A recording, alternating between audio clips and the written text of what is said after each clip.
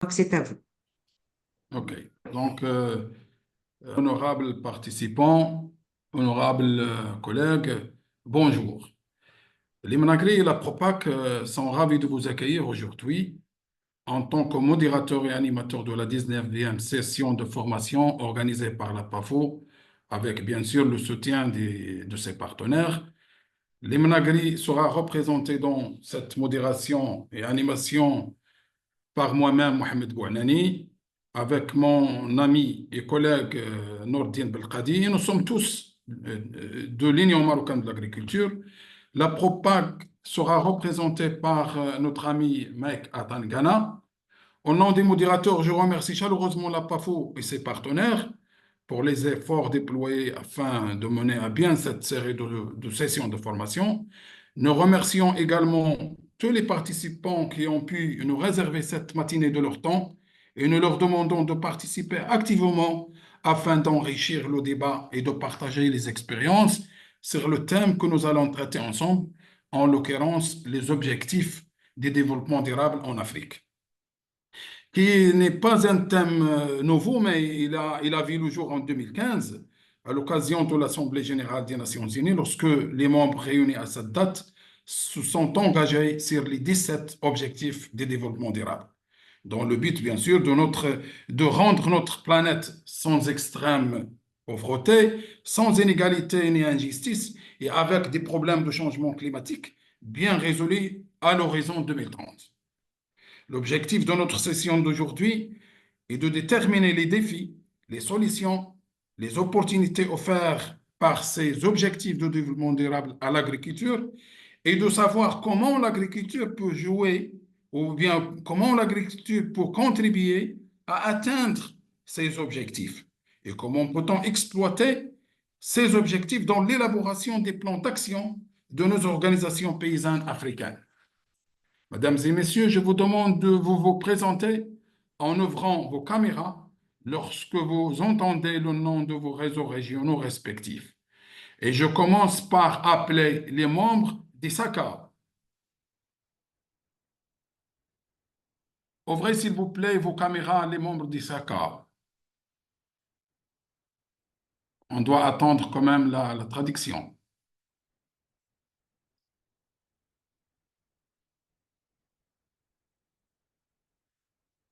Donc, j'appelle les membres de l'EAF.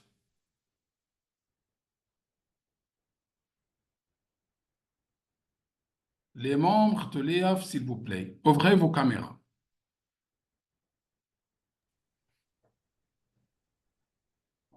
Oui, il y a Judith. Donc, j'appelle les membres du ROPA.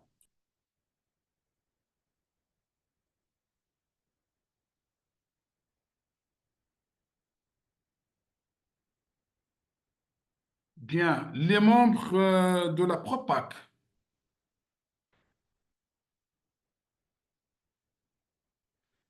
Je ne sais pas, est-ce que vous m'entendez ou non?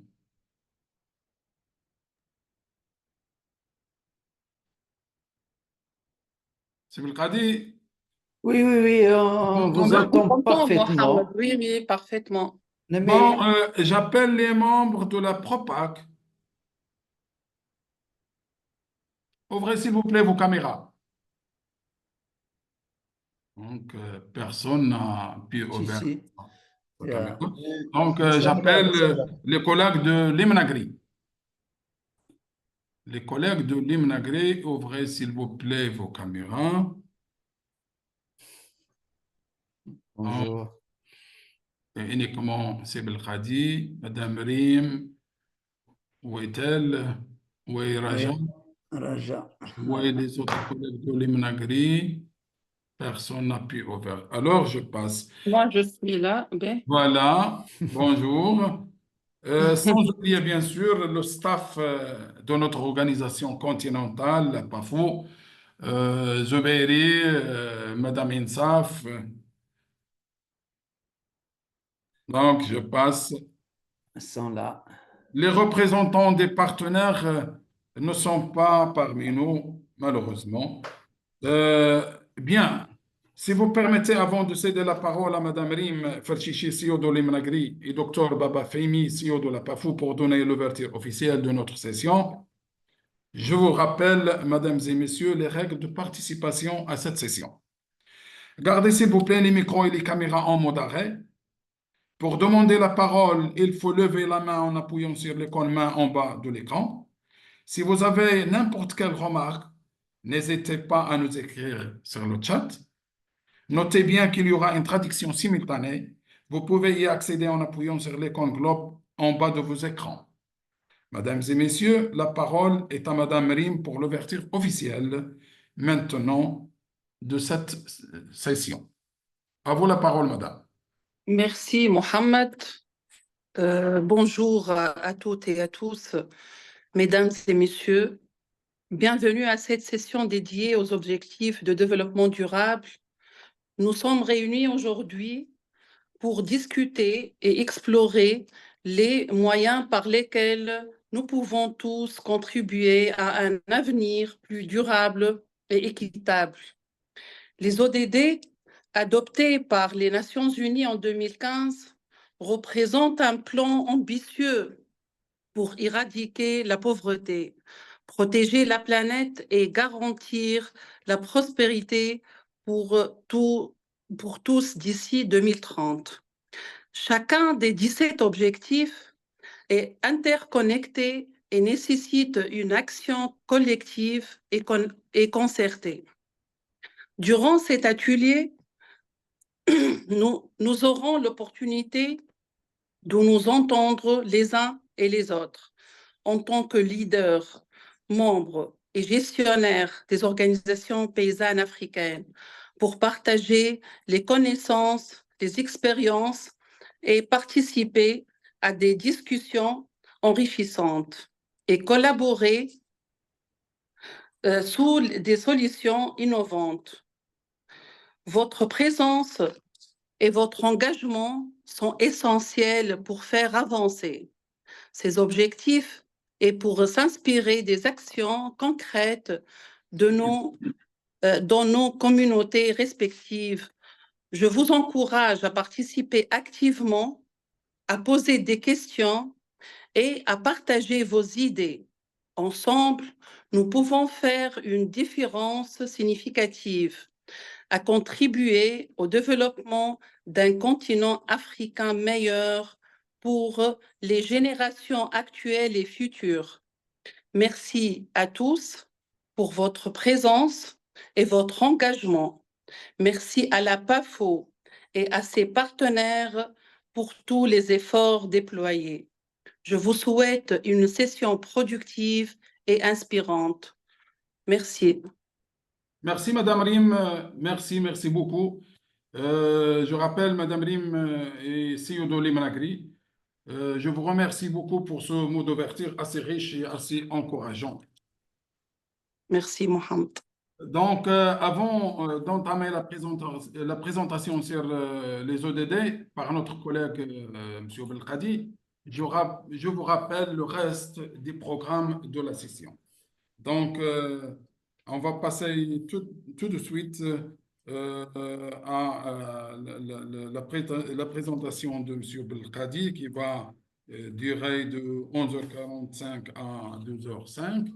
Il va nous traiter les ODD.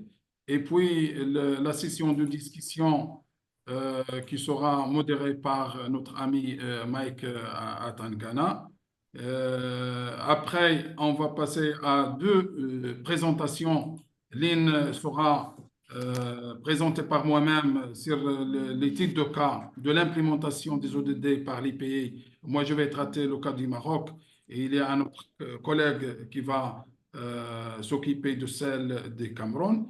Puis, on passe au travail du groupe. Il y aura deux groupes, un groupe anglophone et un groupe francophone. La session sera modérée par M. Belkadi. Et après, on passera directement à la présentation des résultats du travail du groupe. Et pour terminer vers 13h45 par la présentation des résultats. et puis que la clôture qui sera donnée par le président ou le CEO de la PROPAC. La séance de clôture sera modérée par notre ami Belkhadi. Donc, sans trop tarder, je passe la parole à M. Belkhadi pour qu'il nous présente son exposé sur les ODD en Afrique. À vous la parole, M. Belkhadi. Merci, Monsieur Bouanani. Bonjour à tous les participants et à la PAFO, l'IMNAGRI et tous les partenaires et les autres réseaux. Est-ce que vous voyez bien mon écran? Oui, oui, très bien. Oh, très bien. Alors, moi, je vais donc attaquer disons, la définition des objectifs de développement durable et bien sûr leur relation avec l'agriculture en Afrique. C'est ce qui nous intéresse le plus. C'est sous le thème des défis à relever pour notre avenir. Alors, je me présente, je suis Nourdine Belkhadi, ingénieur agronome. Je suis donc membre de l'UMA et de l'UMNAGRI, bien entendu. Alors, mes domaines d'intérêt, c'est l'agriculture durable, c'est l'agriculture de précision et l'élevage. Alors, au cours de cet exposé, on va traiter les éléments suivants. Tout d'abord, on va définir qu'est-ce que c'est que le développement durable. On passera à des objectifs mondiaux, c'est les OMD pour un développement durable. C'était, disons, c'était la base de la genèse des ODD. On attaque les ODD, donc ce programme de développement qui est post-2015. On présente les 17 ODD, c'est les objectifs de développement durable. On traitera quelles sont les priorités de la FAO pour l'agriculture en Afrique à travers les ODD, l'application des ODD dans l'agriculture africaine, et on traitera les défis et les opportunités de l'agriculture en Afrique pour passer à l'impact du changement climatique, de la démographie et des politiques économiques dans notre continent. Alors, et on traitera quels sont les ODD pertinents pour l'agriculture en Afrique pour terminer avec des perspectives et des stratégies pour l'avenir. Alors, qu'est-ce que c'est que le développement durable? Alors, c'est une définition qu'on va donc présenter ici. Le développement durable est un ensemble de décisions qui améliorent les conditions de vie du présent sans mettre en danger les ressources pour nos générations futures. C'est aussi grandir ensemble en encourageant la solidarité et le respect de l'environnement. Alors, des changements importants doivent avoir lieu pour transformer le monde en une société plus juste. Alors, pour assurer ce développement durable, nous devons travailler tous ensemble. Les dirigeants doivent s'engager dans ce changement, mais chacun doit pouvoir donner son opinion sur les sujets qui concernent les enfants, les jeunes, en analysant et en débattant du monde dont nous rêvons tous pour les générations futures.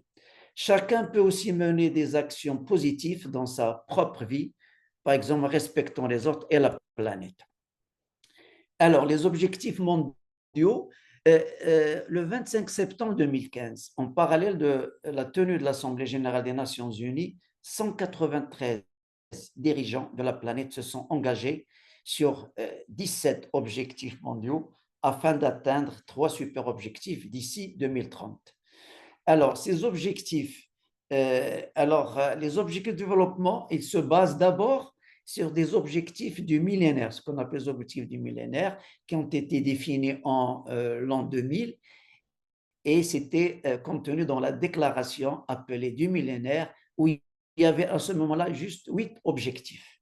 Alors, 8 objectifs et que le monde s'était engagé à atteindre pour 2015. Ça, c'était le premier, horizon 2000 à 2015, pendant 15 ans. Alors, on a, au cours de cette assemblée, on a donc constaté que des progrès énormes ont été réalisés pour atteindre les objectifs, mais cependant, malgré tous ces efforts, la pauvreté touche encore trop de personnes dans le monde.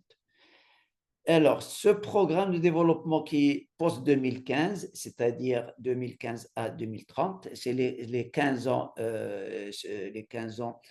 années suivantes, est beaucoup plus ambitieux et détaillé que le précédent qui est l'OMD. Et il a fixé donc 17 objectifs mondiaux déclinés en 169 cibles à atteindre en 15 ans. Alors, ça, c'est un peu l'agenda 2030 pour les objectifs de développement durable et on le présente comme ça avec des symboles sur les 17 qu'on va traiter, disons, un par un. Là, c'est en anglais. Alors, quels sont les 17 ODD proposés? Alors, on commence d'abord par l'éradication de la pauvreté, la lutte contre la faim, l'accès à la santé, accès à une éducation de qualité. C'est pour veiller à ce que tous aient accès à l'éducation et promouvoir des possibilités d'apprentissage de qualité et dans des conditions équitables tout au long de la vie entre disons, les filles et les garçons.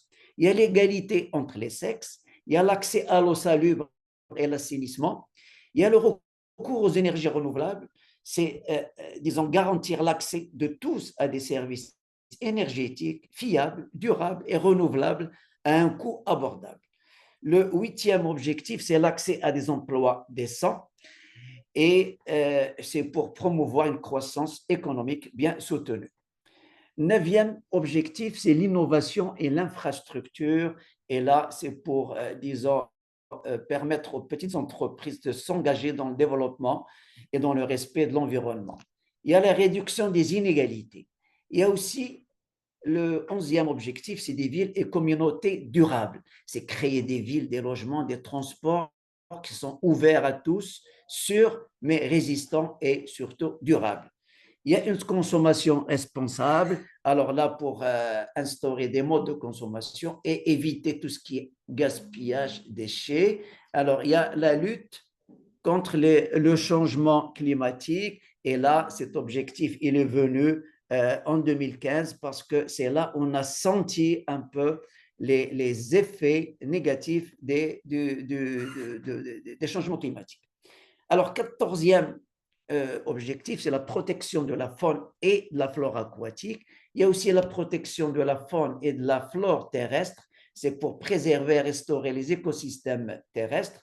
Il y a le 16e, c'est la justice et la paix. Et le 17e, le dernier, c'est développer des partenariats entre les pays, entre les continents, donc au niveau du monde pour ces objectifs. Voyons maintenant quelles sont les priorités de la FAO pour l'agriculture en Afrique, parce qu'elle est là aussi, la FAO, c'est pour essayer de mobiliser un petit peu les pays et les gouvernements à l'implémentation de ces objectifs. Alors, quels sont les domaines clés pour atteindre les ODD en Afrique? Tout d'abord, la sécurité alimentaire et la nutrition. C'est améliorer la production alimentaire tout en garantissant une nutrition adéquate. C'est la résilience climatique en, disons, promouvant des pratiques agricoles qui résistent aux impacts du changement climatique. La gestion durable des ressources naturelles, c'est encourager une utilisation responsable des terres et de l'eau et le soutien aux petits exploitants en renforçant leur capacité à contribuer au développement durable. Alors, l'application des ODD dans l'agriculture, c'est d'abord l'introduction des cultures résistantes au climat pour assurer la sécurité alimentaire face au changement climatique, la gestion intégrée des sols et de l'eau pour soutenir la productivité durable. Et là, c'est là où vient l'intérêt aussi de l'agriculture de conservation. Il y a le soutien aux chaînes de valeur agricole des différentes filières agricoles. C'est pour améliorer les revenus des agriculteurs et réduire la pauvreté. Enfin, l'utilisation de technologies agricoles pour augmenter l'efficacité de la production, minimiser les pertes et pour, disons, lutter contre la faim. Alors, quels sont les défis auxquels l'Afrique est confrontée et les opportunités pour disons, relever ces défis? Tout d'abord, parmi les défis, il faut qu'on développe, disons, l'agriculture de subsistance. C'est pour assurer cette autoconsommation et cette nutrition des populations rurales notamment. Bien entendu, parmi les défis, il y a des technologies modernes et il faut, disons, recourir à leur exploitation. Il y a aussi la lutte contre la dégradation des sols et l'utilisation rationnelle de l'eau. Développer la résilience aux aléas climatiques, parmi aussi les défis. Alors, quelles sont les opportunités? Alors, on a devant nous, au niveau de notre continent, une croissance démographique qui fait qu'augmenter la demande alimentaire. Donc, toute augmentation de production et de productivité, elle sera là pour, disons, répondre à la demande alimentaire. Il y a aussi toutes les pratiques d'agriculture durable et la préservation et de l'agroécologie. Il y a aussi l'expansion des infrastructures, innovation technologique, déjà au niveau, disons, des routes et au niveau de pas mal d'innovations technologiques, notamment au niveau de l'aval des filières. Bien, alors, l'impact du changement climatique et de la démographie et des politiques économiques. On voit que l'impact du changement climatique, c'est à travers les sécheresses récurrentes. Bon, ça dépend des pays. Il y a aussi d'autres pays qui vivent des inondations. Il y a aussi des événements extrêmes. On assiste à parfois des températures très, très hautes et aussi à des périodes de gelée. La démographie, bien sûr, c'est une croissance rapide de la population et c'est ce qui fait qu'il y a une pression accrue sur les ressources et ils sont appelés à être renforcés et produits d'une façon importante. Il y a les politiques économiques et c'est là où il y a l'importance du soutien sous forme de subventions aux agriculteurs. Il y a l'accès au marché et il y a disons, les subventions à accorder. Alors, maintenant, on va passer aux objectifs de développement durable qui sont pertinents pour l'agriculture. En commençant par l'ODD 1, pas de pauvreté. Là, on vise la réduction de la pauvreté via l'amélioration des moyens de subsistance agricole. Il y a des exemples d'initiatives à ce niveau, c'est les programmes de microfinance qui touchent les petits exploitants. Et il y a aussi le soutien aux coopératives agricoles pour mieux produire d'une façon collective. Alors, voyons maintenant l'objectif 2, c'est la fin zéro. La fin zéro, c'est éliminer la faim d'ici l'horizon 2030. Et aussi là, il y a des initiatives clés. C'est dans l'amélioration des chaînes de valeur agricole et dans la diversification des cultures et bien entendu la résilience des petits exploitants vis-à-vis surtout des changements climatiques. Alors, l'objectif 12, c'est une consommation et production responsable. Et c'est là où on encourage les pratiques agricoles durables et puis, bien sûr, la réduction des pertes alimentaires et la lutte contre le gaspillage. C'est là où il y a l'économie circulaire pour rentrer dedans et aussi l'impact environnemental. L'objectif 13, alors ce sont les mesures contre les changements climatiques. C'est la promotion des pratiques résilientes au climat.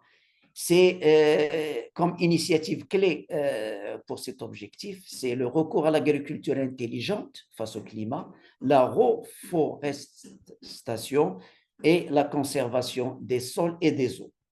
Alors l'objectif 15, la vie terrestre, c'est la protection et restauration des écosystèmes terrestres. Disons, comme initiative clé, là, c'est l'agriculture de conservation, la conservation de la biodiversité, la lutte contre la déforestation, la réhabilitation des terres dégradées. Alors, comme perspective et recommandation.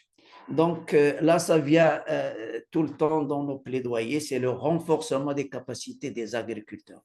C'est pour, disons, c'est pour les rendre disons, aptes à entamer les plaidoyers auprès de leurs organisations professionnelles et auprès des politiques. Il y a l'augmentation des investissements dans l'agriculture durable. Il y a l'intégration des ODD dans les politiques nationales. Et c'est là où on va parler de leur implémentation dans les différentes stratégies. On verra le cas du Maroc, avec notre collègue monsieur Bouanani, et puis on verra le cas aussi du Cameroun, comment on a implémenté ces ODD. Bien sûr, il y a aussi là le rôle des gouvernements, du secteur privé et des communautés locales donc à s'insérer dans ces objectifs. Alors, quelles sont les stratégies pour l'avenir que l'on peut adopter? Bien entendu, vient en premier lieu le développement de partenaires publics-privés. Et là, c'est, disons, un aspect important, aussi bien au niveau au sein des pays, donc au niveau national, qu'au niveau aussi local des pays, et puis aussi ces partenariats au niveau des réseaux régionaux et au niveau disons, du continent. Il y a l'encouragement de l'innovation technologique et l'agriculture numérique. Et il y a aussi le renforcement des réseaux régionaux pour la sécurité alimentaire. Alors, en conclusion, qu'est-ce que je peux dire? L'implémentation des ODD au niveau de notre continent, elle est cruciale pour développer l'agriculture en Afrique. Alors, les organisations professionnelles, aussi bien continentales, le cas de notre continent, la PAFO, les réseaux régionaux et puis les membres des réseaux régionaux, donc c'est les OP nationales et même locales. Alors, ils peuvent jouer un rôle clé dans la promotion des ODD et c'est là où ils peuvent, disons, exploiter le plaidoyer, là où l'occasion se présente. Je termine alors par, disons, en conclusion, par la nécessité de disposer d'une collaboration continue entre toutes les parties prenantes. Alors, merci pour votre attention et votre engagement qui est souhaitable pour le développement durable de notre continent et le respect de son environnement.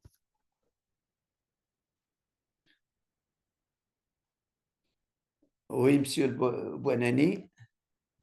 Bon, je pense que c'est Mike qui va s'occuper de la modération de la discussion. Oui, alors. À vous, Mike. Bonjour Noureddine, bonjour Bouhani. Je vais dire merci à Noureddine pour la présentation qu'il vient de nous offrir. C'est une présentation détaillée sur les objectifs de développement durable et leur impact sur l'agriculture en Afrique. Il nous a permis d'explorer ce qu'est le développement durable, les objectifs mondiaux pour un développement durable et le programme de développement post-2015. Je pense qu'il a aussi passé en revue les 17 ODD et les priorités de la FAO pour l'agriculture en Afrique. Donc, maintenant, il nous revient d'approfondir le sujet à travers des discussions et des débats. Il va s'agir d'examiner l'application des ODD dans l'agriculture africaine, les défis et les opportunités, ainsi que l'impact du changement climatique, de la démographie et des politiques. Donc, nous allons identifier les ODD pertinents pour l'Afrique, pour l'agriculture en Afrique, et nous allons également avoir la possibilité de partager des perspectives et recommandations qui vont contribuer aux stratégies d'avenir pour le développement de l'agriculture en Afrique. Donc, je voudrais appeler les différents participants à s'impliquer de manière active parce que leurs contributions sont essentielles pour enrichir ces échanges et de contribuer à des solutions durables pour le continent. Je vais donc passer la parole à qui veut la prendre. Est-ce qu'il y a des interventions que les participants souhaitent faire? Si tel est le cas, vous levez la main et puis nous vous passons la parole. Merci.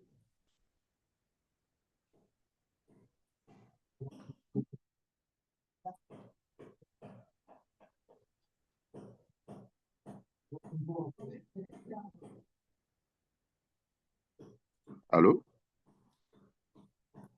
Oui, on vous entend bien, c'est bon. Est-ce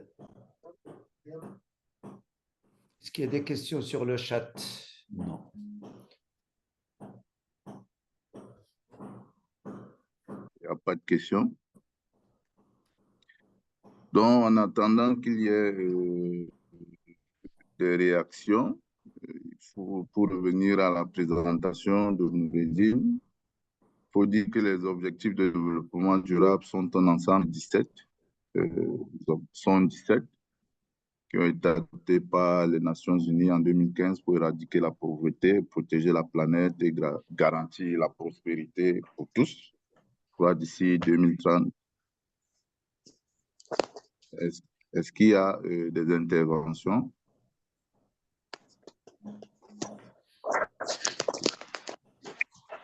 Allô? Est-ce que quelqu'un souhaiterait intervenir après la présentation de Noureddine?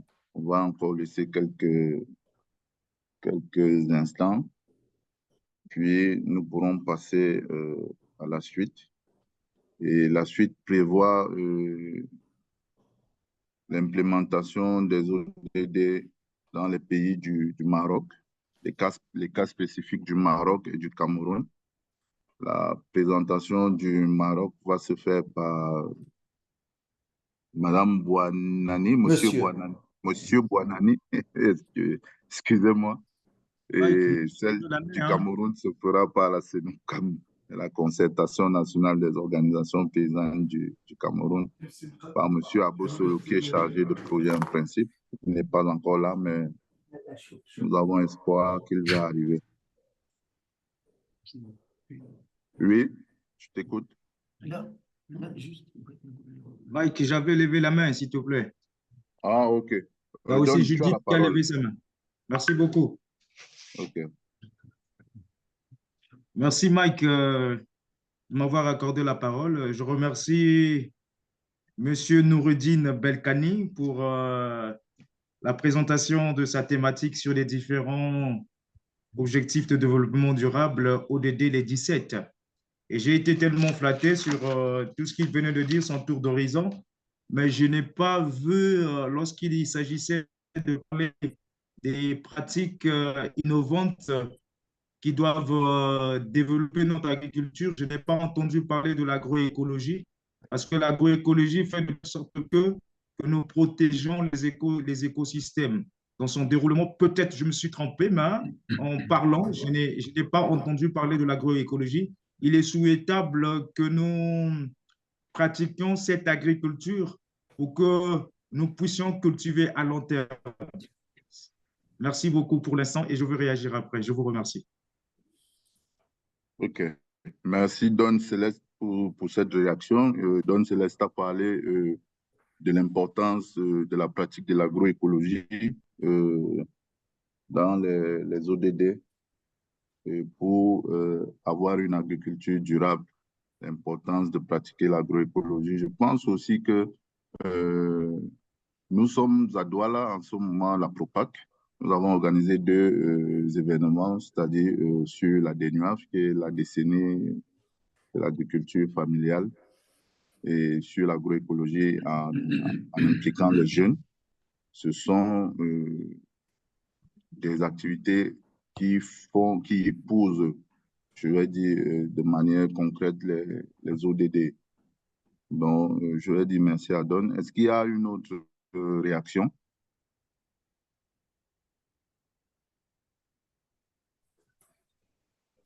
I have a reaction. Oui, j'ai une question. Oui, Judith. Alors, je vous remercie pour la présentation que vous avez faite, surtout par Oumnagri, et aussi les ODD identifiés. Et je voulais ajouter quelque chose. ODD numéro 3 pourrait être appliqué dans le secteur agricole.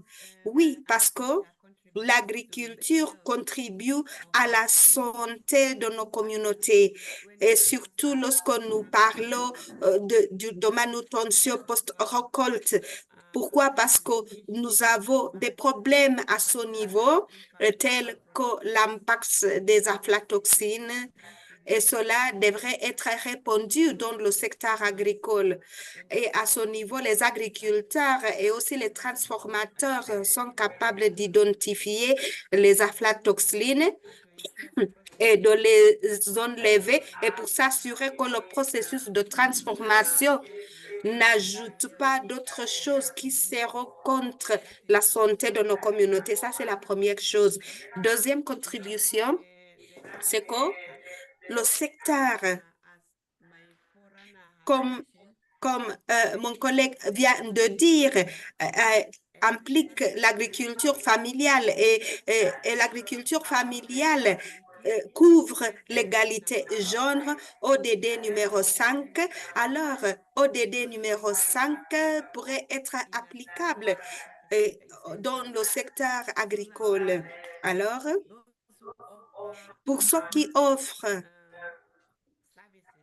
des services dans le secteur, ce serait bon d'identifier leur rôle et surtout le rôle de chaque catégorie, chaque genre pour s'assurer que nous avons les bénéfices partagés de façon équilibrée pour les hommes, les femmes et les jeunes.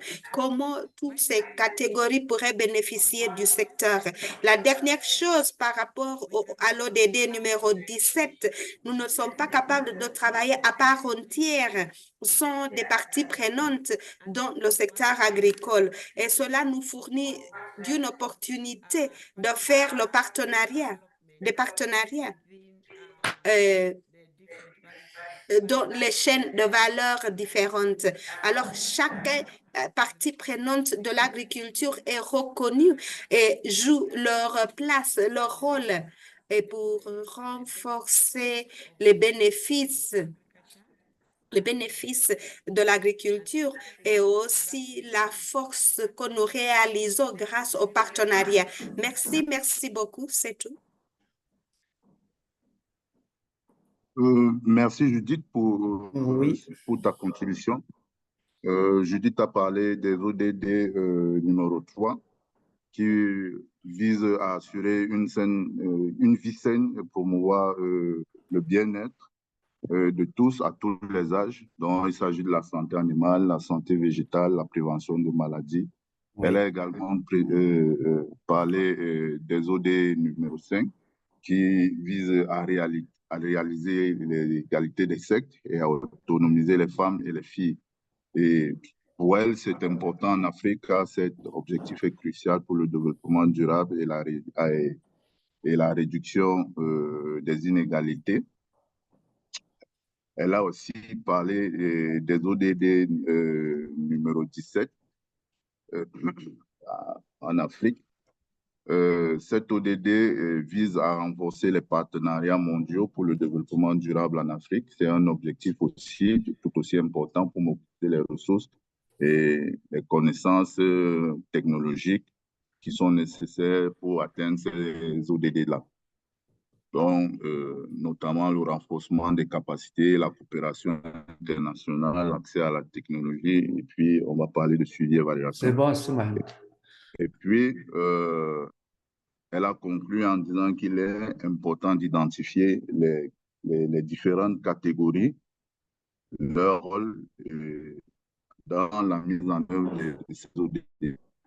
Est-ce qu'il y a quelqu'un d'autre qui souhaiterait intervenir, s'il vous plaît? Ouais. Est-ce que je peux aussi réagir à ces questions, Mike? S'il n'y a pas de questions. Est-ce qu'il y a d'abord des questions? Non? C'est bon? Bon, c'est juste. Alors, je remercie les gens qui viennent de parler, qui viennent de réagir sur ces ODD.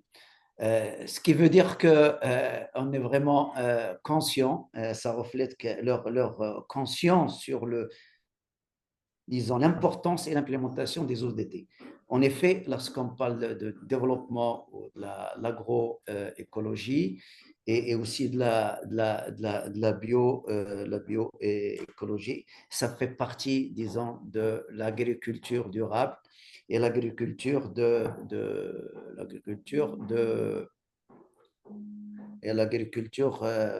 familiale aussi. Alors, pour ce qui est évidemment, lorsqu'on parle de l'ODD qui parle de l'égalité des sexes, ça c'est important. Et aussi bien tous les organismes maintenant onusiens, soit la FAO ou disons l'OMS ou les autres, alors c'est un objectif qui rentre bien en jeu dans leur stratégie. Et on a déjà vu ça à travers à travers la FAO. L'ODD 17, effectivement, alors comment dire, c'est un objectif qui va de soi, parce qu'il est bien rentré dans nos réflexions tous, que ce soit nos politiques, que ce soit nos organisations professionnelles. Donc, encore une fois, je remercie les gens qui ont posé ces questions et j'espère que j'ai apporté, disons, quelques réponses. Merci, Mike. Merci à toi.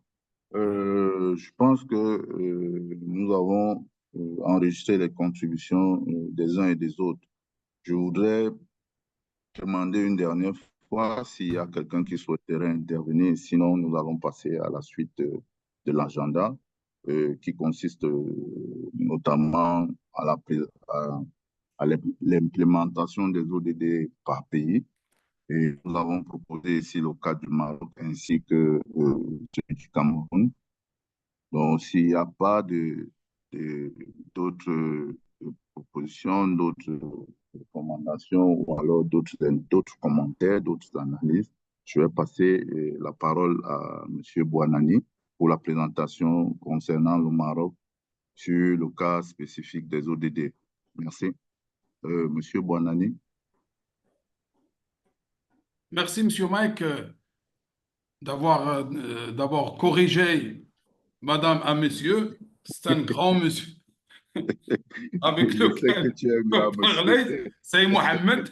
C'est Mohamed Bouanani. Je suis directeur d'une association nationale qui s'occupe de la multiplication de semences et en même temps, je gère les affaires de l'Union marocaine de l'agriculture qui est membre de l'IMNAGRI. Alors, je suis très heureux de prendre la parole cette fois-ci comme orateur pour vous parler un petit peu de l'expérience du Maroc sur l'implémentation de ces objectifs de développement durable, et ce, à travers, bien sûr, les stratégies adoptées par notre pays dans ce domaine depuis 2008 jusqu'à nos jours. Alors, le plan de mon exposé est scindé en trois grandes parties. La première, je vais la réserver à la place de l'agriculture dans l'économie marocaine. Puis, je vais passer en détail à la stratégie du plan Maroc vert. Je vais bien sûr passer en bref ces objectifs, les mesures qui ont été prises pour concrétiser ces objectifs et ce qui est important sont les acquis des plans Maroc vert. Et je vais passer aussi d'une manière brève sur la stratégie Génération Green qui a commencé de 2020 et qui va s'étendre jusqu'à 2030. Pour les résultats, nous allons les voir après 2030 si nous continuerons bien sûr à travailler sur cette plateforme et ce que j'espère. Alors, pour la place de l'agriculture dans l'économie marocaine, elle occupe une place centrale dans l'économie marocaine et elle représente environ 17% du PIB national, en employant aussi presque de 40% de la population active du pays et presque de 80% de la population active dans le milieu rural. L'agriculture marocaine, elle est diversifiée, comprend plusieurs filières céréales, fruits et légumes, les olives, la vigne, palmiers dattiers, l'élevage, etc. Elle joue également un rôle crucial dans la sécurité alimentaire et aussi un rôle très important dans l'équilibre de la balance commerciale, bien sûr avec les revenus de l'exportation de ces produits.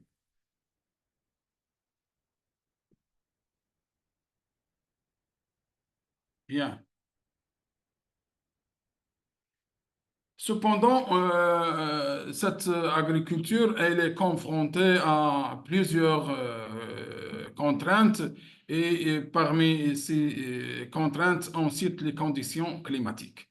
l'instabilité de la volatilité des marchés mondiaux des produits de base tels que l'énergie fossile, les limitations des paysages concurrentiels mondiaux, les exigences croissantes des consommations en matière de qualité et de traçabilité. Donc, pour faire face à ces contraintes, le pays se trouve dans l'obligation de mettre en place des stratégies.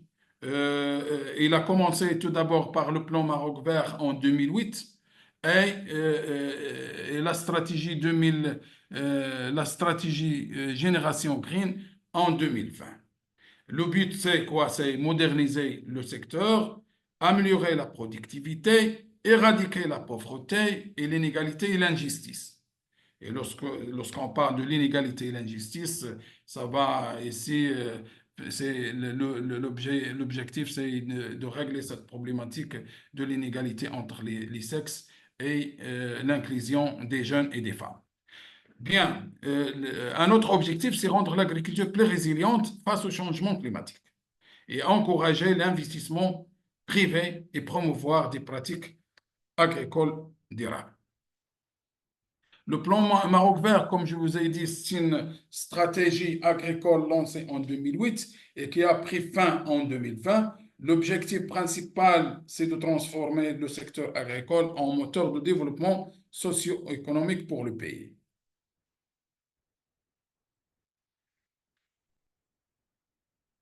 Pour ceci, le plan Maroc vert, c'est basé sur deux piliers.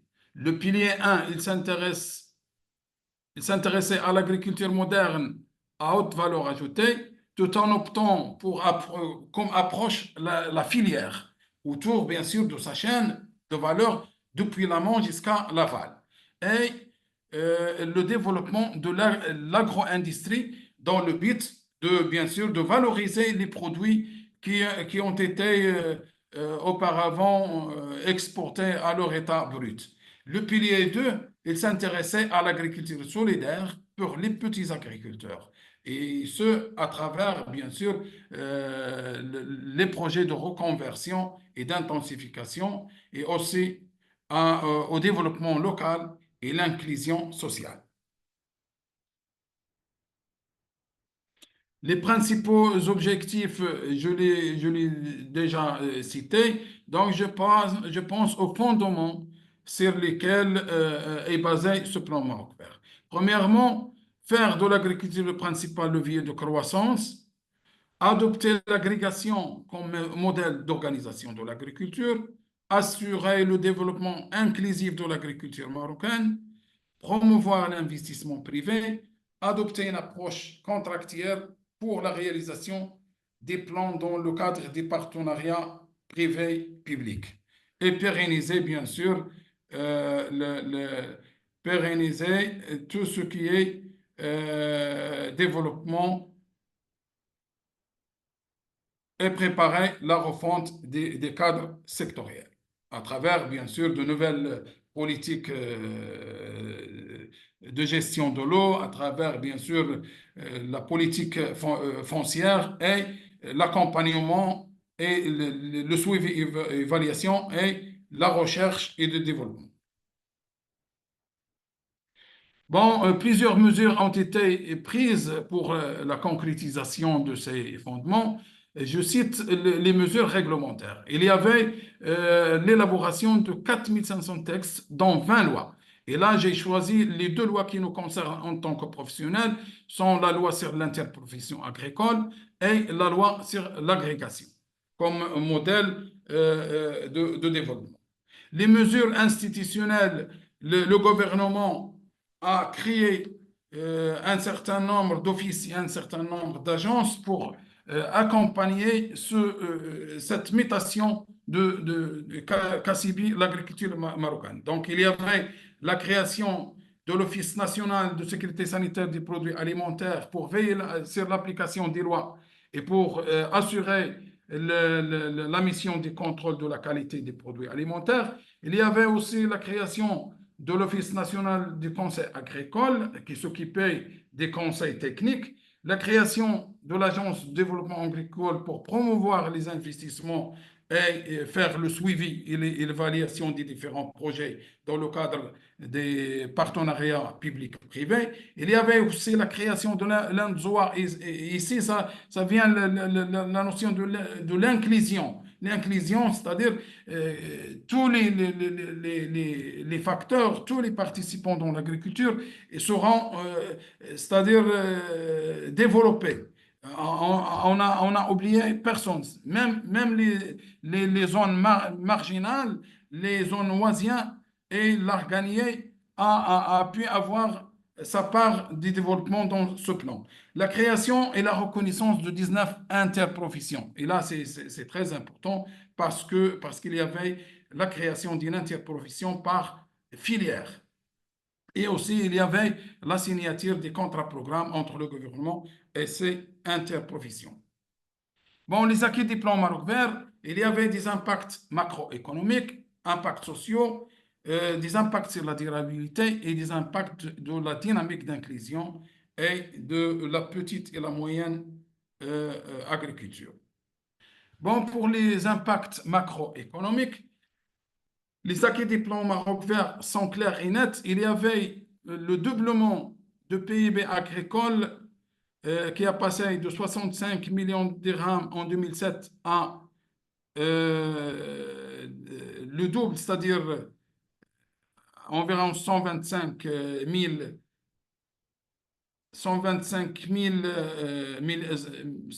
millions de dirhams en 2018. Il y avait la multiplication par 2,4 des exportations agricoles. Par exemple, les fruits rouges sont multipliés par 18, les tomates par 3, l'argan et ses dérivés par 5.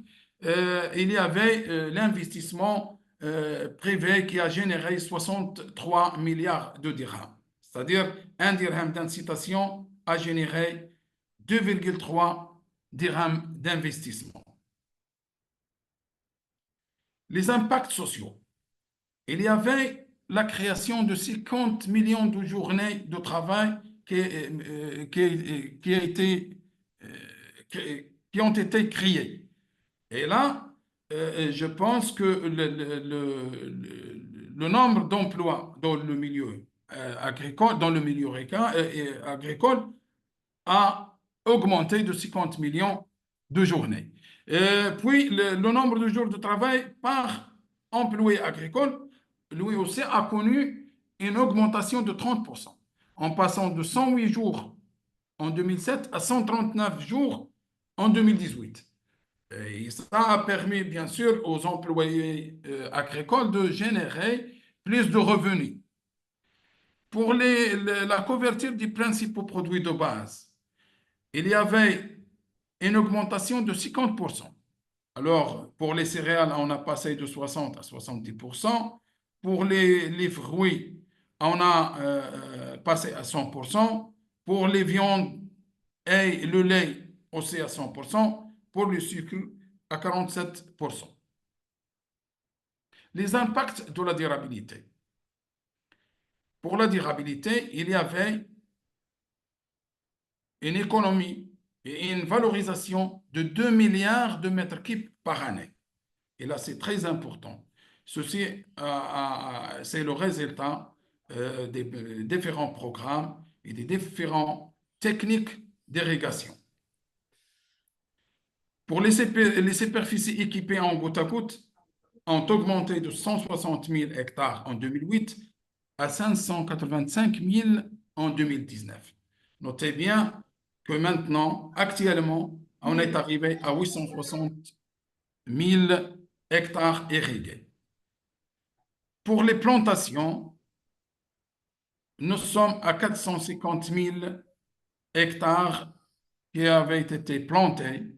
Et vous savez bien que la plantation des arbres fruitiers contribue bien sûr à la résilience et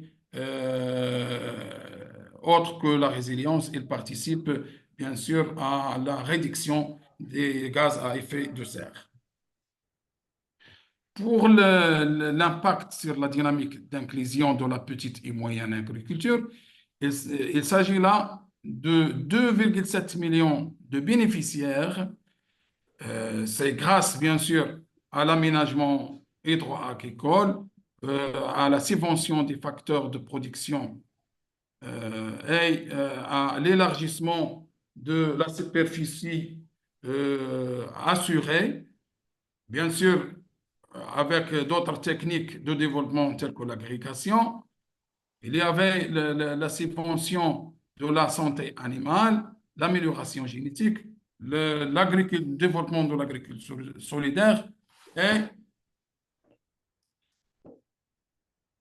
bien sûr l'amélioration et la structuration des circuits de distribution.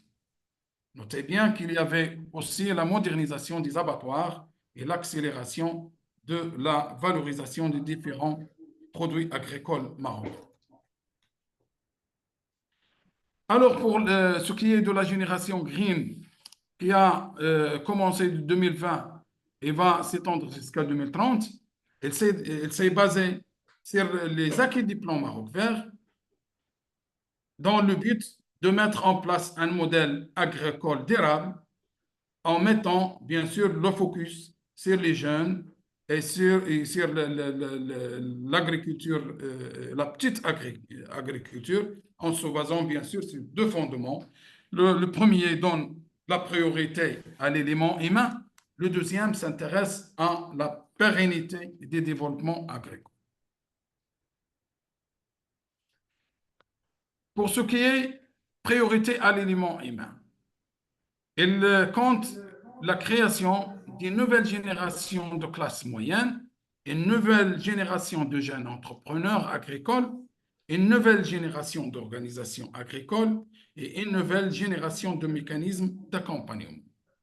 Pour ce qui est de l'élément qui s'occupe de la pérennité des développements agricoles, elle prévoit la continuation, bien sûr, de la consolidation des filières agricoles, la chaîne de distribution qui sera modernisée dans le but de la rendre efficiente, et il s'intéresse aussi à la question de la qualité, c'est-à-dire le contrôle de la qualité et l'innovation dans le cadre toujours de l'agriculture de précision. Et il prévoit aussi de continuer sur ce qu'on appelle l'agriculture résiliente. Alors, pour ce qui est de la nouvelle génération de classe moyenne, elle prévoit de toucher 350 000 à 400 000 ménages, bien sûr en augmentant les superficies qui seront couvertes par l'assurance agricole à 2,5 millions d'hectares et en procédant à la protection sociale de 3,3 millions d'agriculteurs qui vont bénéficier de cette protection.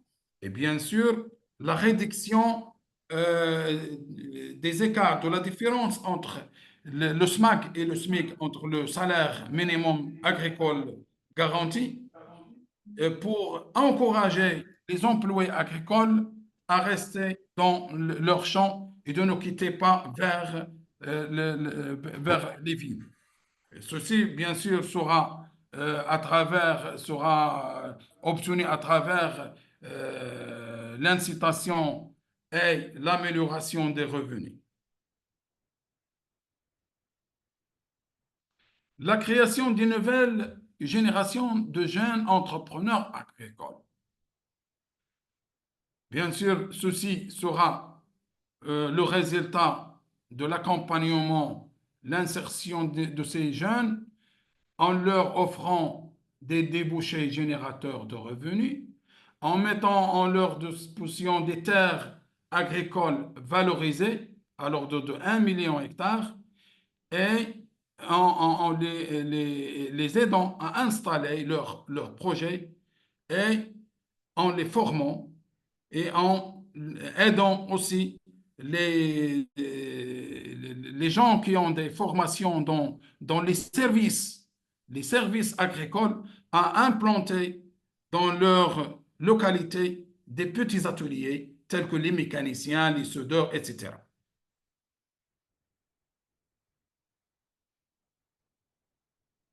En ce qui concerne la nouvelle génération d'organisations agricoles, toujours dans le cadre de la poursuite ou de la continuité de ce qui a été fait dans le plan Maroc vert, la stratégie Génération Green prévoit d'augmenter le taux de regroupement à 25% et va permettre, bien sûr, à ces interprofessions de s'autonomiser, bien sûr, et ils vont puis gérer une partie du budget public de l'ordre de 30%.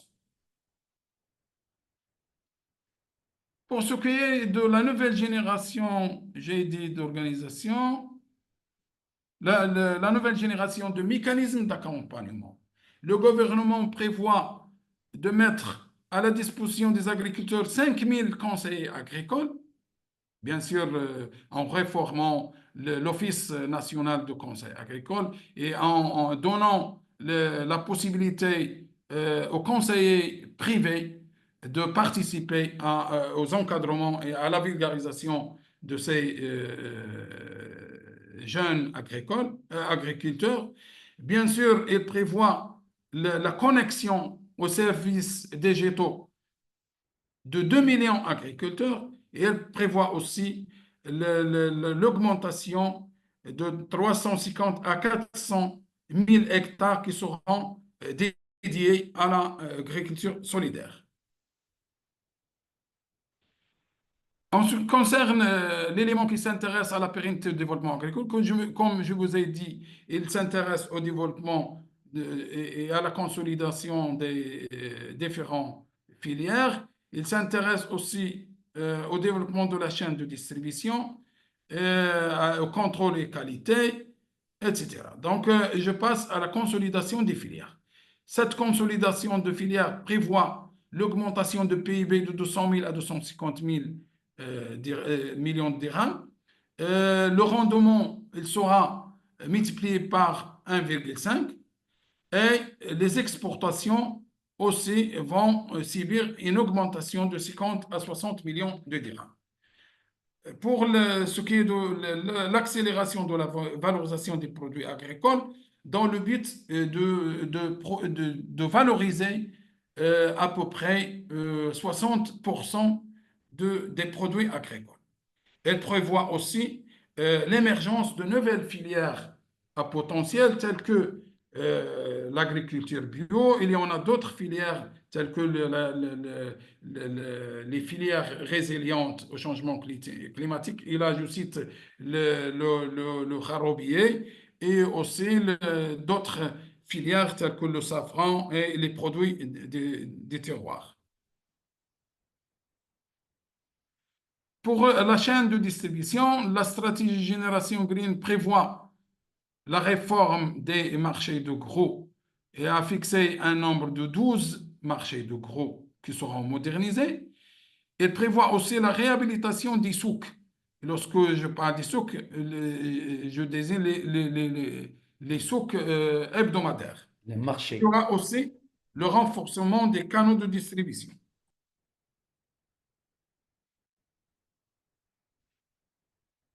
La stratégie Génération Green prévoit l'amélioration de la qualité des produits et de les adapter aux tendances agricoles et technologiques qui sont demandées par les consommateurs.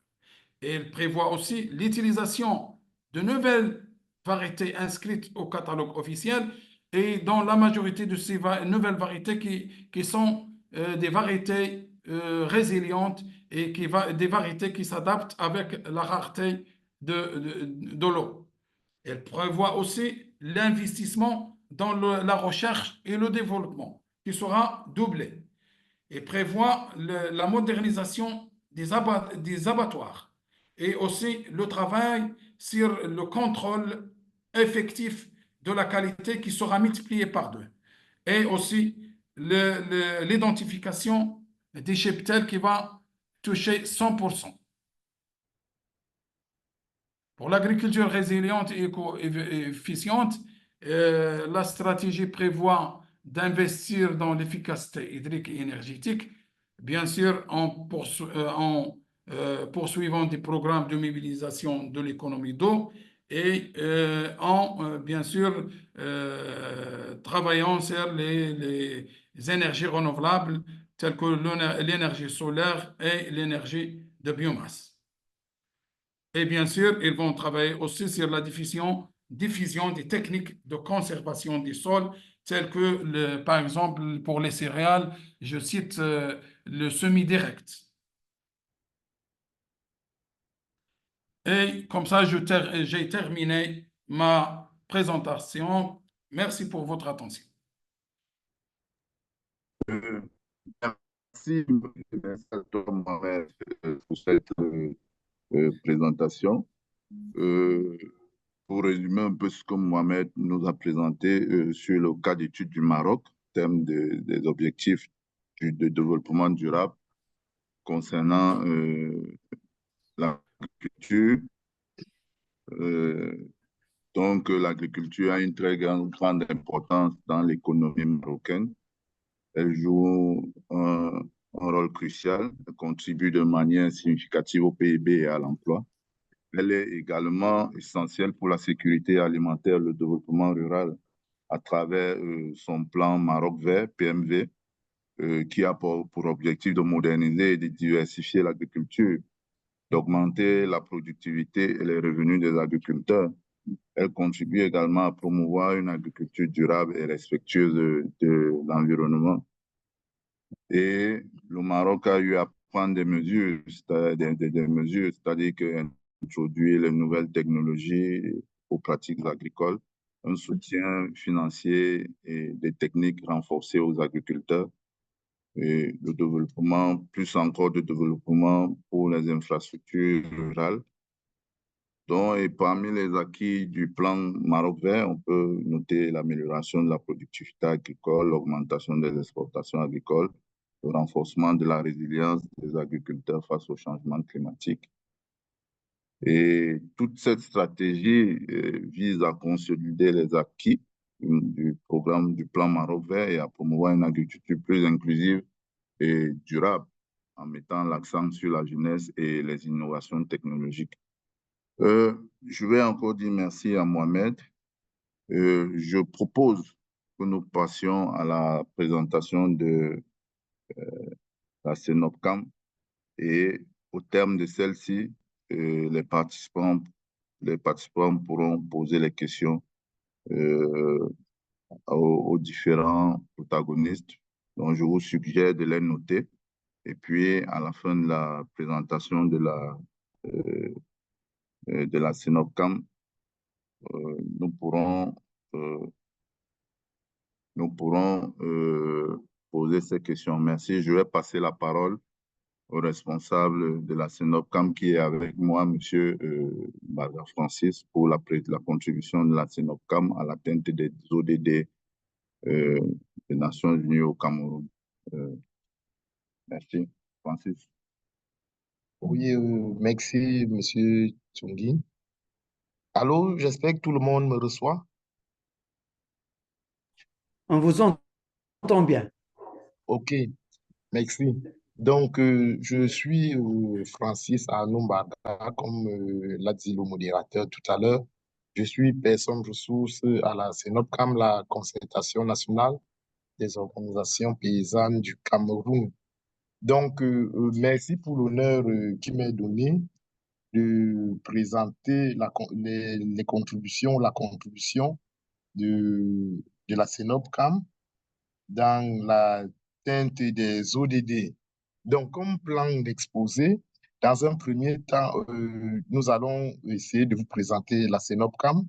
Et puis, dans un second temps, nous parlerons de la CNOPCAM et les objectifs et les ODD. Et puis, et enfin, nous allons finir par les actions, quelques actions menées par la CNOPCAM pour l'atteinte des objectifs de développement durable. Donc, ceci dit, la CNOPCAM, si vous pouvez vous mettre en forme panorama. oui.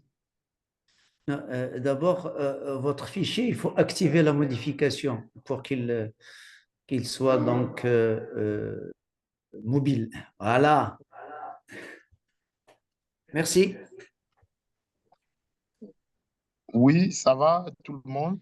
Ça va, oui, ça va. Allez-y. OK. Donc, j'étais disant, la CENOCAM est la concertation nationale des organisations paysannes du Cameroun. C'est une association de droit camerounais apolitique et à but non lucratif, régie par la loi de décembre, Non, régie par la loi 90/53 du 19 décembre 1990. C'est une fêtière nationale des organisations paysannes et des producteurs créée en décembre 2000 par la volonté des leaders paysans camerounais.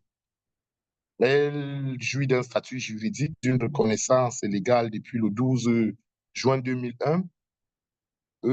Comme mission, la CENOPCAM a pour principale mission de représenter les organisations paysannes, favoriser leur implication dans la définition et la mise en œuvre et suivi évaluation des politiques sectorielles de développement rural, favoriser le dialogue et la négociation entre les OP, servir de caution des OP auprès des bailleurs de fonds et mobiliser les ressources internes, assurer le plaidoyer, le lobbying et la défense des intérêts des membres, renforcer les capacités organisationnelles et économiques des membres, assurer, informer, éduquer et communiquer au profit de ses membres.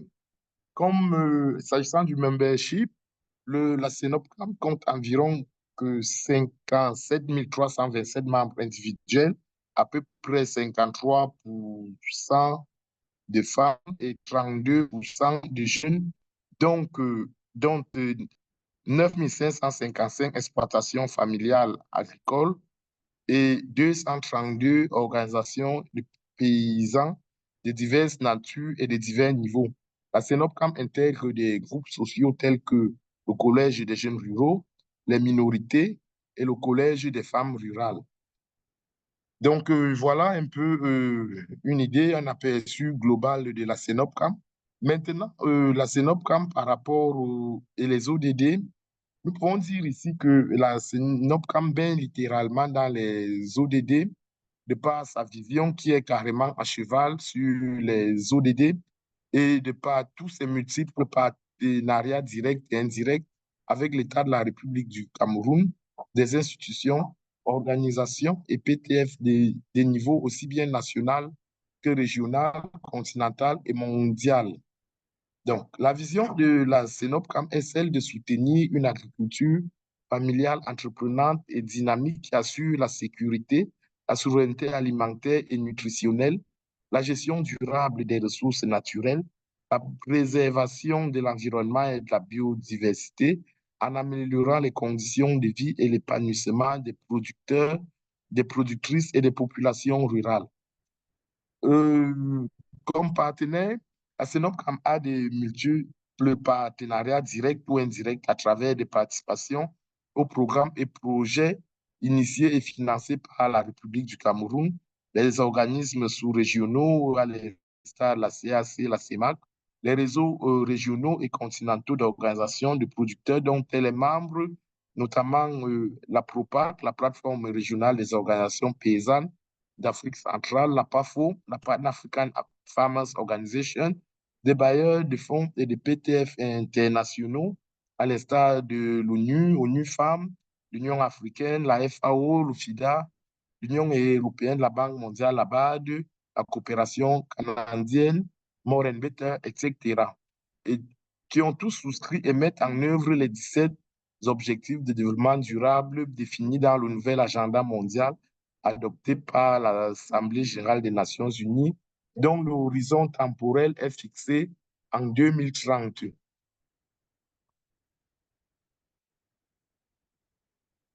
Vous me recevez? Nous te recevons bien. C'est bon, Ok. c'est bon.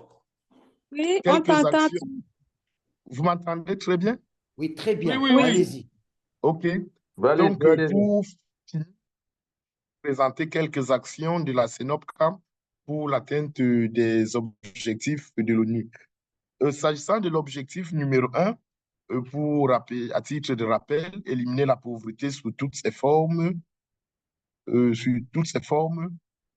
Donc, euh, je disais, l'objectif numéro 1, éliminer la pauvreté sous toutes ses formes et partout dans le monde.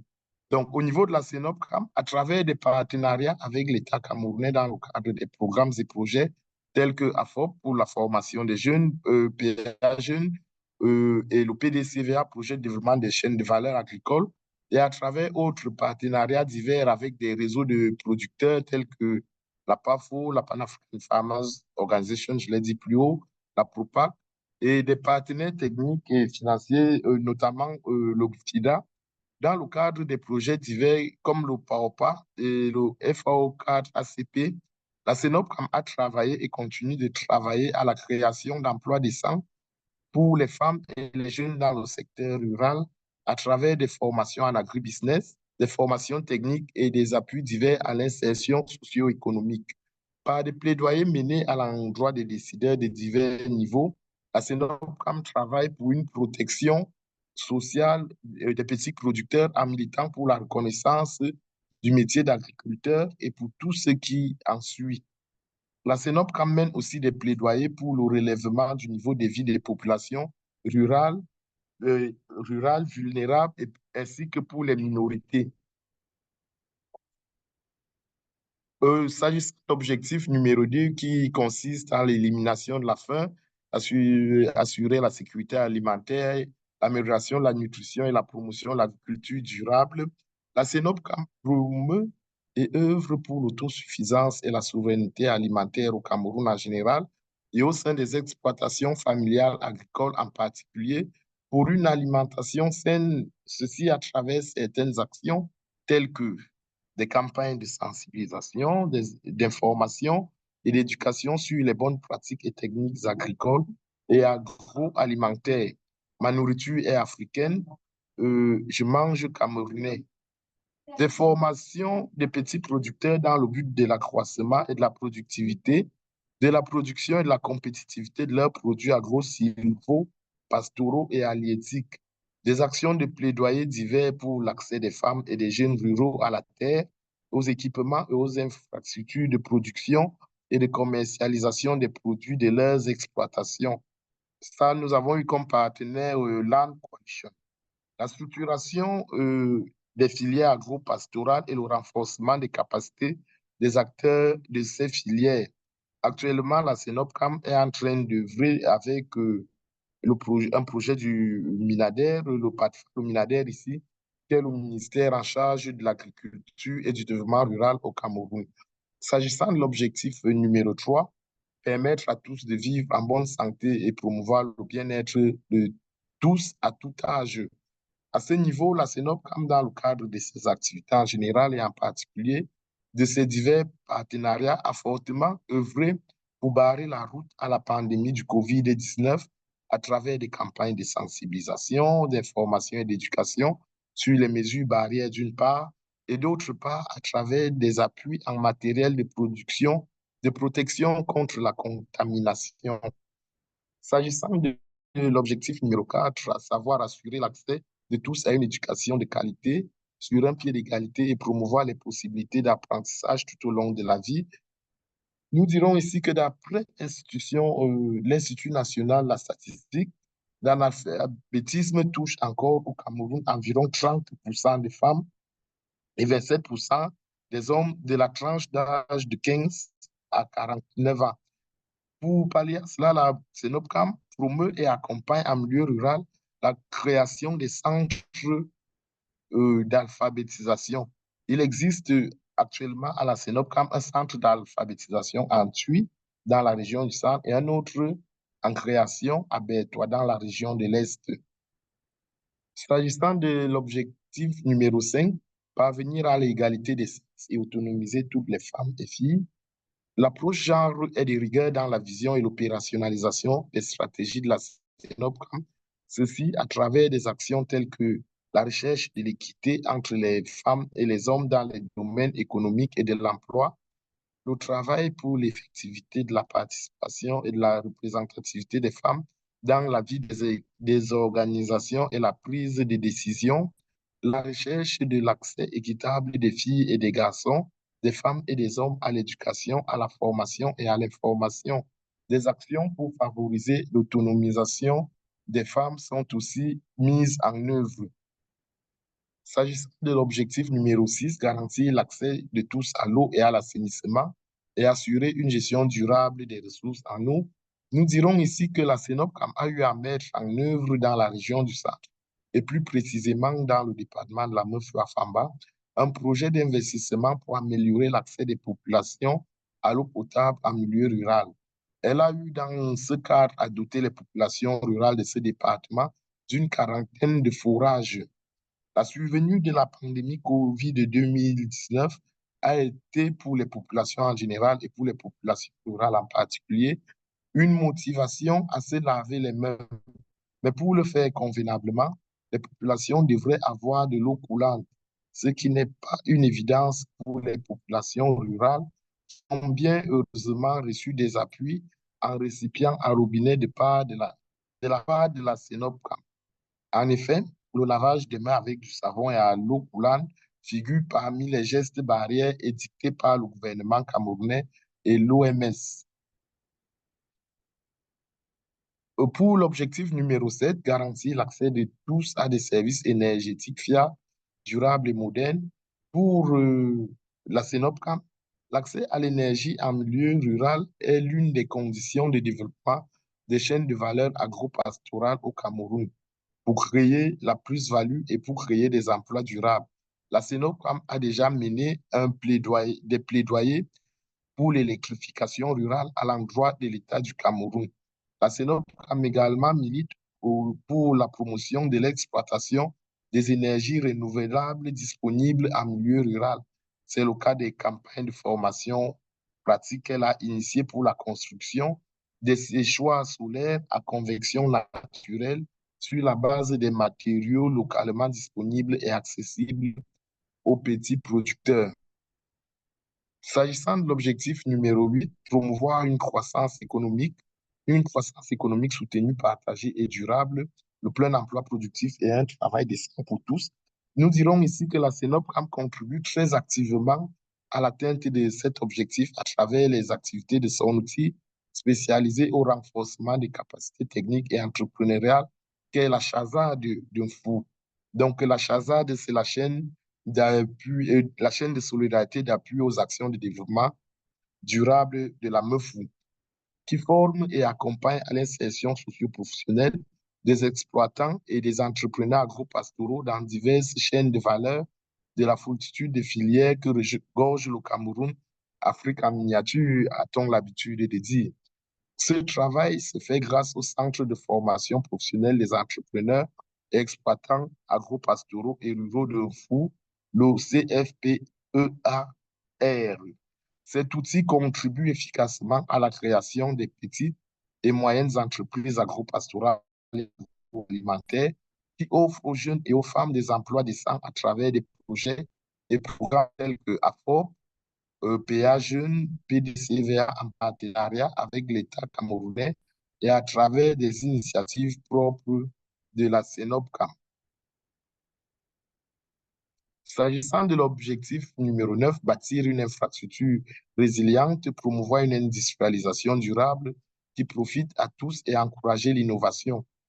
Il faut dire ici que pour cet objectif, la CENOPCAM œuvre essentiellement dans le plaidoyer à l'endroit du gouvernement pour investir plus et mieux dans les infrastructures afin de booster durablement une croissance forte et inclusive dans le secteur rural. Il s'agit ici des infrastructures énergétiques, des transports, des marchés physiques, des technologies de l'information et de la communication, des postes et services financiers ruraux, de la conservation et du stockage des denrées agro-pastorales. Pour l'objectif numéro 10, réduire les inégalités dans les pays et d'un pays à l'autre. Les actions de la CENOPCAM visant à réduire les inégalités portent essentiellement sur l'initiative de la protection sociale pour tous à travers des actes comme le plaidoyer pour la reconnaissance du métier d'agriculteur d'une part et d'autre part, l'assurance d'une retraite pour le métier d'agriculteur, l'accessibilité pour tous aux facteurs de production, à l'instar du plaidoyer pour l'accès et le contrôle de la terre pour les femmes et les jeunes acteurs majeurs des exploitations familiales agricoles, des actions pour l'autonomisation des femmes et des jeunes afin de favoriser leur intégration sociale, économique et politique. Donc, pour l'objectif numéro 11, faire en sorte que les villes et les établissements humains soient ouverts à tous, sûrs, résilients et durables, la CENOPCAM œuvre pour l'amélioration de l'habitat rural à travers des formations des populations en construction rurale d'une part, et d'autre part en créant des facilités d'accès aux matériaux locaux de construction durable tels que les briques de terre cuites. Dans le cadre d'un projet d'amélioration de l'habitat rural, la CENOPCAM a mis à la disposition de ses membres un moule de briques de terre performant au sein de son outil de renforcement des capacités qu'est la CHAZAD M. La CENOPCAM également œuvre par ailleurs à la lutte contre l'exode rural des jeunes en favorisant la création des petites et moyennes entreprises dans les chaînes de valeur agro-pastorales et agroalimentaires. S'agissant de l'objectif numéro 12 qui consiste à l'établissement des modes de consommation et de production durable, d'après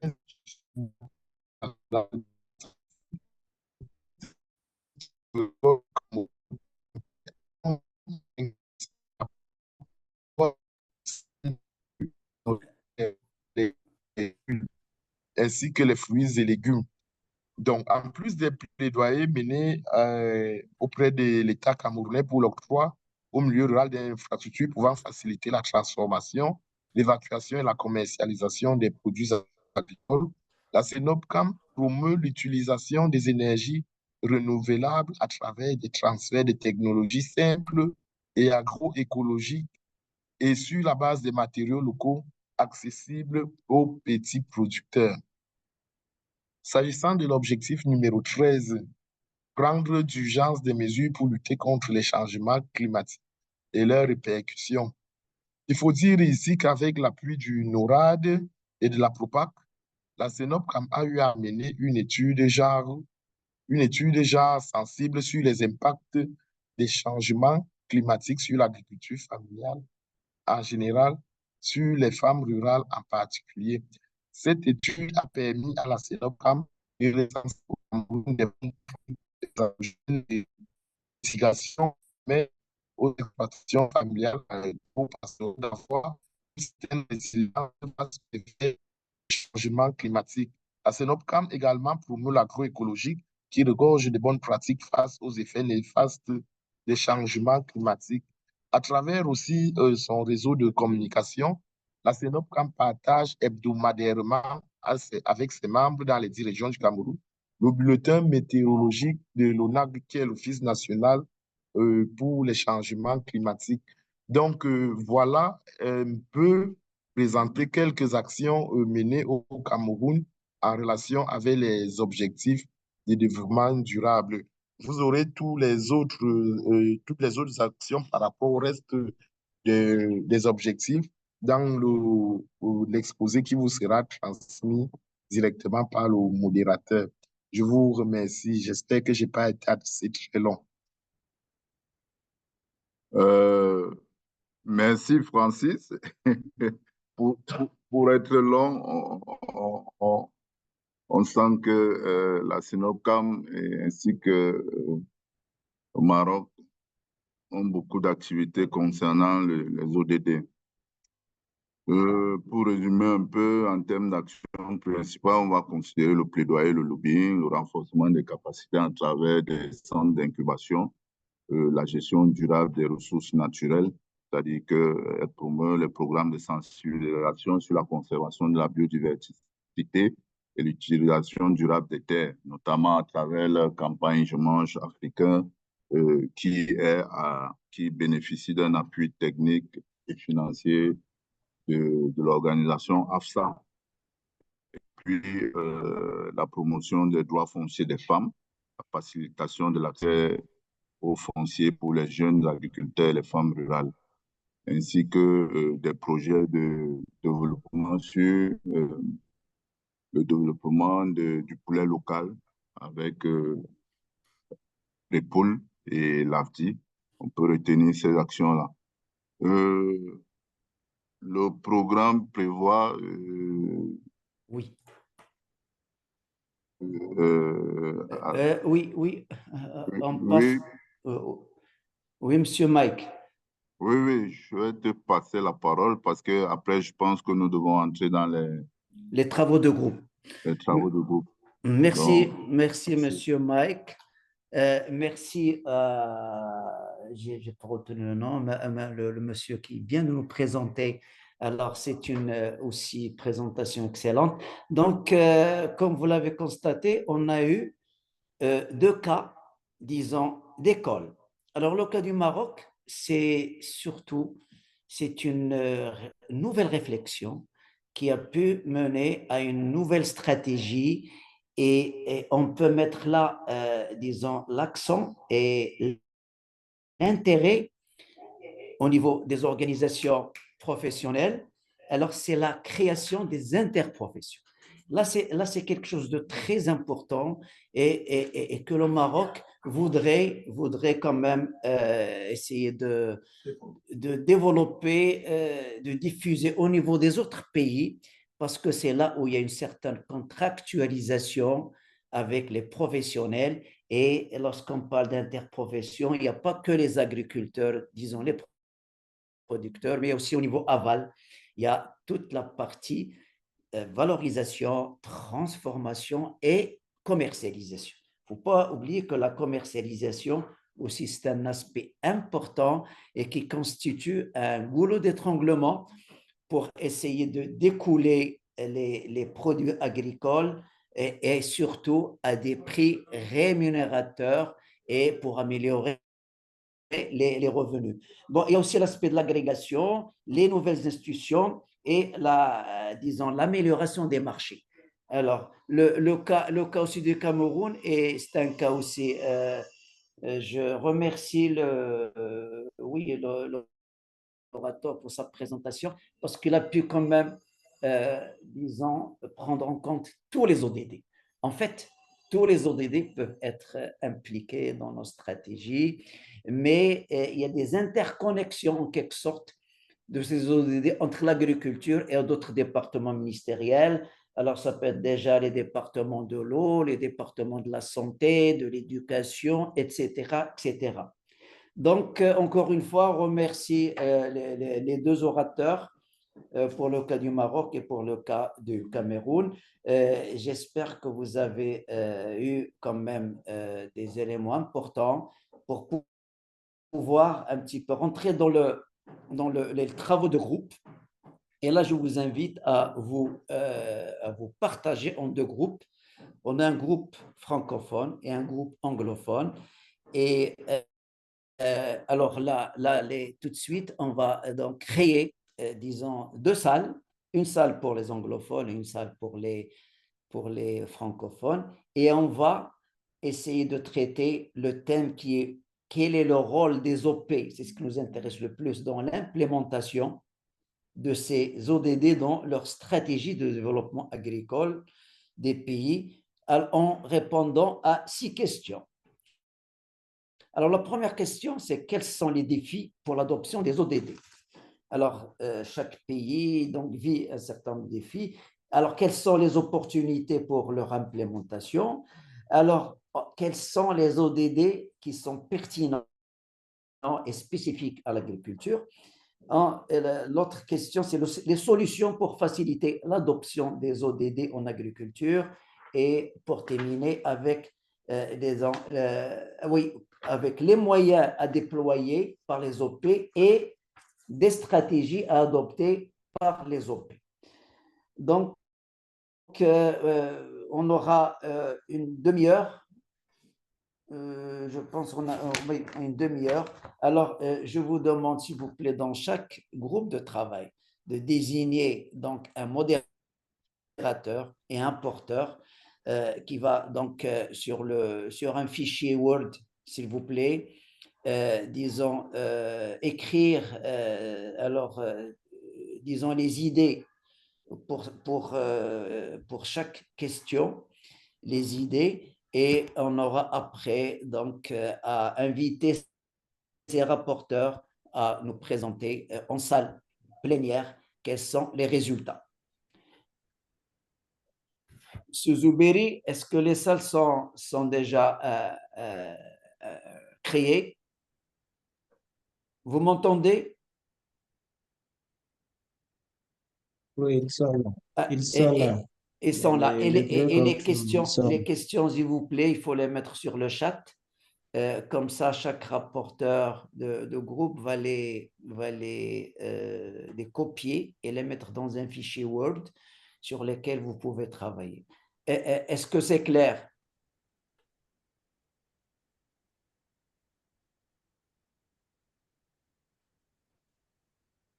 Alors, s'il vous plaît, Madame Insaf, si vous pouvez mettre les questions sur le chat ou carrément donc un fichier Word à mettre à partager.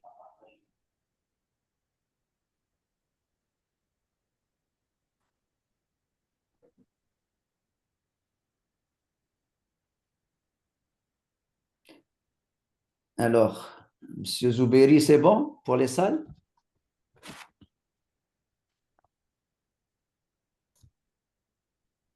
Oui, vous m'entendez? Oui, on vous entend, si vous le dites. Oui, les salles, là, est-ce qu'ils sont... je ne vois pas encore les salles. Pas encore. Alors, Et les questions sont s'il sur vous le plaît, chat. Madame Insaf, les questions. Les questions sont déjà sur le chat, si vous le dites. Bah, très bien. Oui, oui. Oui. Ça y est, donc il suffit de créer un fichier Word et que le rapporteur ou la rapportrice, on verra qui c'est, peuvent inscrire, disons, les idées des gens. Et comme ça sera facile pour les présenter en session plénière.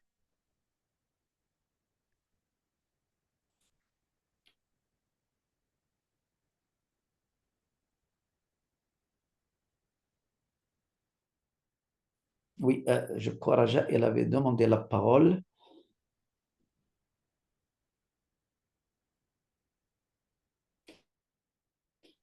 Juste peut-être une question d'organisation. Alors, patientez un petit peu là, c'est pour vous mettre dans les salles.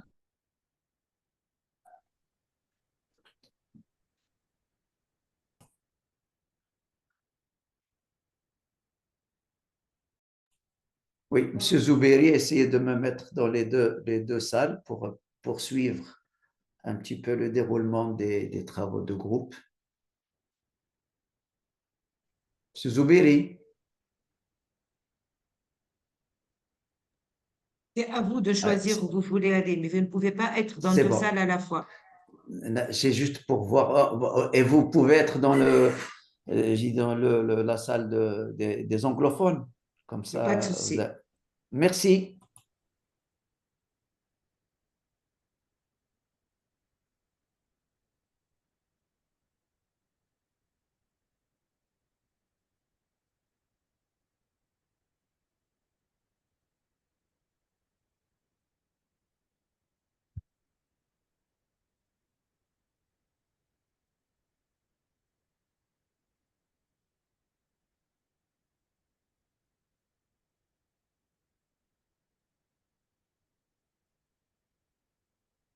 Mohamed, vous n'avez pas rejoint.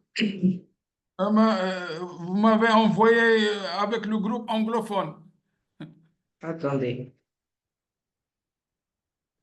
J'étais en train d'écrire.